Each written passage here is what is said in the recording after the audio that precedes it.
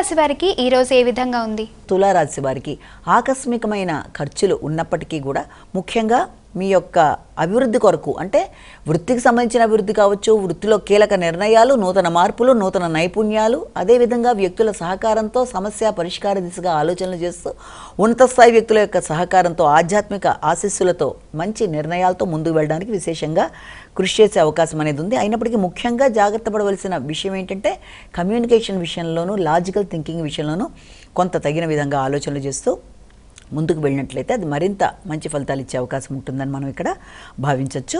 వృశ్చిక రాశి.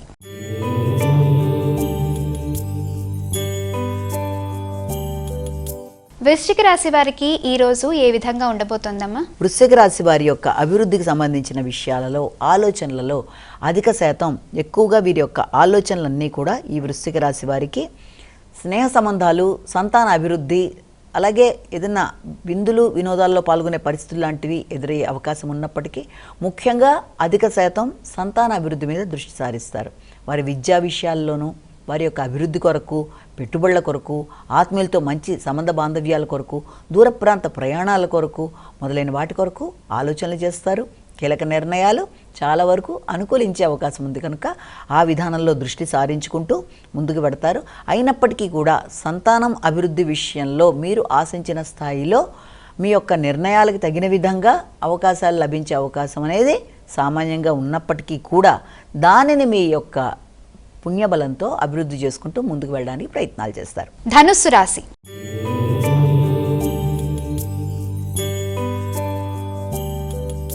ధనుసు రాశి వారికి ఈ రోజు ఏ విధంగా ఉంది? ధనుసు రాశి వారి విషయాలు కనుక తీసుకున్నట్లయితే ముఖ్యంగా ధనుసు రాశి వారికి గృహ సంబంధ అంశాల మీద అధిక శాతం దృష్టి కేటాయిస్తారు.